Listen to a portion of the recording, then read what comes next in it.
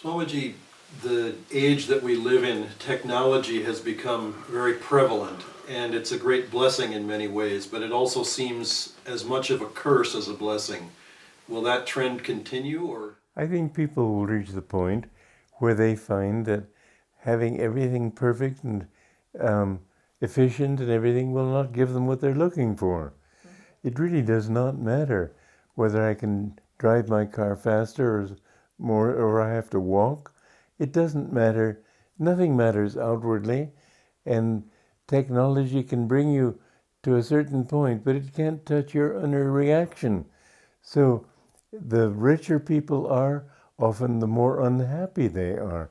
You know, there's somebody, I wrote a story, it's called The Time Tunnel, and it's a sweet story. It's about me and my brother when we were children, and we lived in Romania, and we were in the Carpathians, and walked out into a forest and discovered a laboratory. It's all fanciful. Not fanciful that I lived in the Carpathians or vacationed there, but that I discovered this laboratory. And they found it was a ruin, but they found a tunnel in the back, and they went into this tunnel out of time into timelessness. And from there you can go back and forward in time. And so they went back to ages in the past, they went to the future. And one lesson that I didn't expect, but somebody in India, he says he lives in an elite colony. And he says people they're rich, they have everything they want, but they're always fighting with anger against each other. And he bought 30 copies of this book to give to people to make them more harmonious. Wow. And lately he bought another 30 copy just for the same purpose. He's not a religious man, but it's true that somehow these boys saw in history. I said, time travel, you can't change history, but going through history can change you. And so your reaction to things is what really matters. So we need to learn to react in such a way that will make us happy. Swamiji, looking back across the lessons of history, we see a continuing growth of population, we see a continuing growth of commotion, it seems like.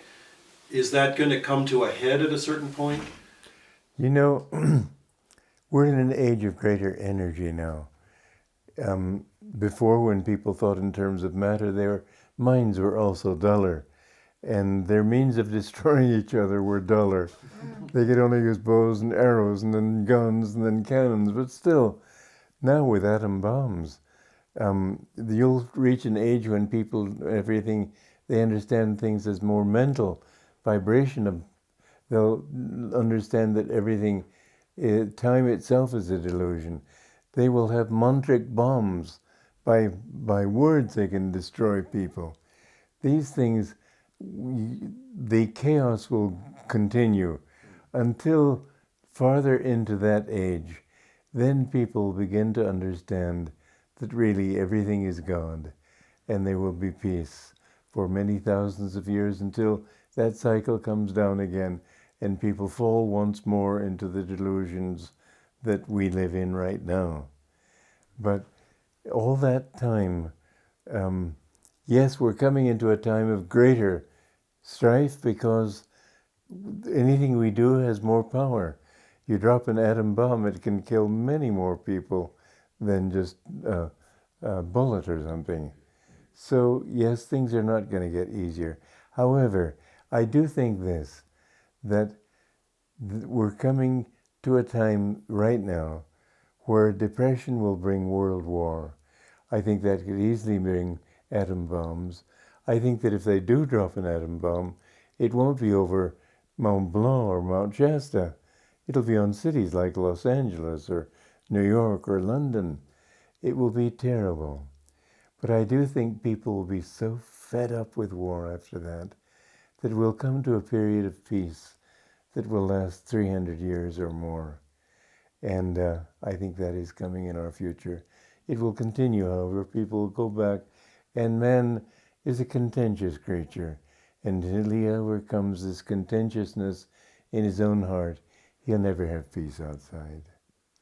Babaji, was the world created as a stage for man in order to sort of play on or grow?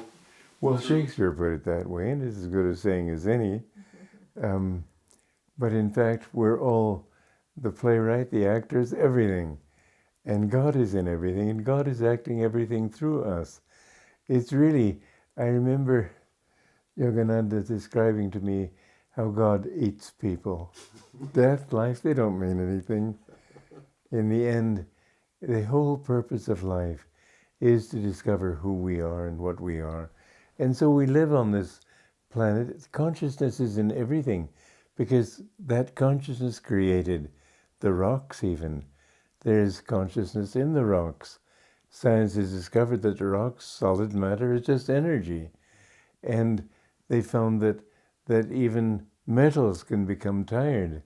You need to give them a chance to rest if you're using metal tools. And so it is that you have to understand everything finally is consciousness. So gradually, that consciousness, even in the heart of an atom, Yogananda said that even an atom is dowered with individuality. There's that individuality in every point of space. And although everything is made of bliss, your expression of bliss is unique. Yours is unique, mine is unique. Everyone, in a sense, is himself and uniquely himself. That's one of the marvels of this creation. But you begin, let us say, as a germ. And in fact, Yogananda said, if you live an evil enough life, you can become an animal again, go back down the ladder of evolution. If you continue to live an evil life, you can be thrown further down, even to the level of a germ. He said there are galaxies, whole galaxies, which express more of the three qualities: Tamoguna, which is the darkening quality; Rajaguna, which is our galaxy, which is the active quality; and Sattva-guna, where people are more in tune with the higher qualities of goodness and so on. And he said that in the darker galaxies, there's nothing but warfare and cannibalism and everything. And he said sometimes epidemics on this world come from germs, from those you've been thrown back to a germ level, and they can be whole clouds of these germs coming and infecting this planet. Now, how can a galaxy long billions of light years away from our present galaxy suddenly appear on this earth as an epidemic? There's no such thing as time and space. It's all mental anyway. So they don't have to come a great distance to come here. It's a level of consciousness. And right now, where you're living, where we're living, there are saints, there are devils, there's everything all around us. That's why it's very important to understand your thoughts are not your own. You are a transmitting station for the level of consciousness on which you live. Your thoughts are universally rooted. Therefore, if you raise your level of consciousness, then you can become a transmitting station for higher levels of consciousness. And the age into which we're coming, for a while people will want peace because they'll be sick of it, fighting. But sooner or later, the contentious nature of human beings will come out until they realize everything is gone. And then they will be more in sattvic consciousness. Where does this contention come from? Man wanting things to be other than they are. Why do you get angry? Because you want things different from what they are. Otherwise, if somebody calls you a fool, and you just say, well, if I'm a fool, then it doesn't matter for you to know it, and you don't mind, then fine. But if you think they shouldn't think this way of you, then you get angry. If somebody takes away something that you think of as yours, you get angry. In this this play or story, I've written it as a movie script also, The Time Tunnel. In a future age, in a sattvic age, a good age, they find that anybody can come into anybody's house, and they ask the question, but then how do you protect it against thieves? He said, in this age, nobody wants anything that isn't his, and nobody thinks of anything as his that is his. So they can come in, and if they want to take everything, they're fine. They're welcome to it.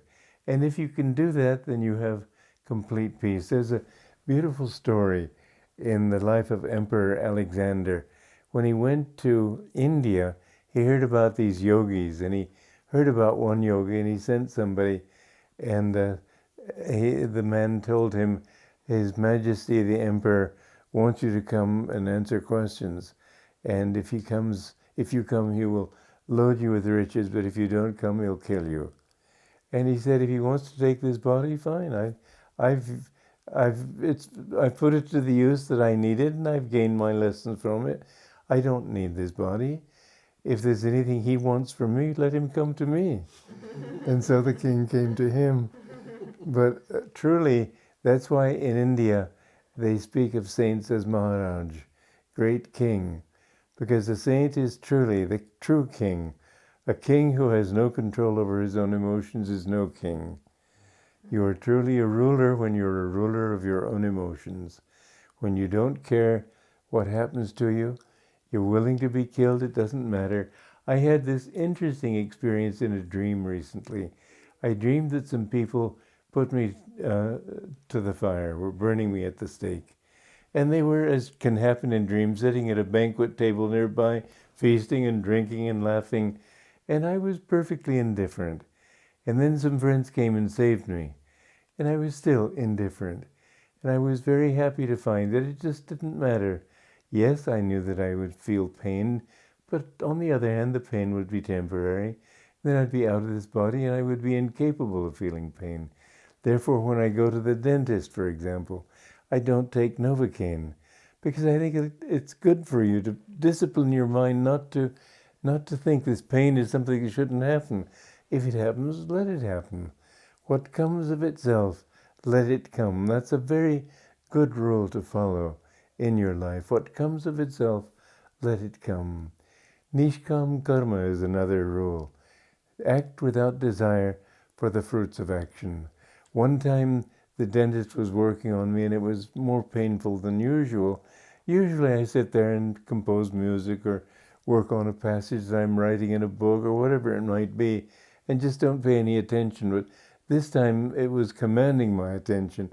So I just thought of myself as much larger than this body, and what was happening to this little body was just a small part of my overall consciousness, and it just didn't bother me. The dentist was perspiring, but I didn't care, because I thought, well, it's just one aspect of what I'm feeling. Why let it become paramount? Everything, when you see everything as God, everything is blessed.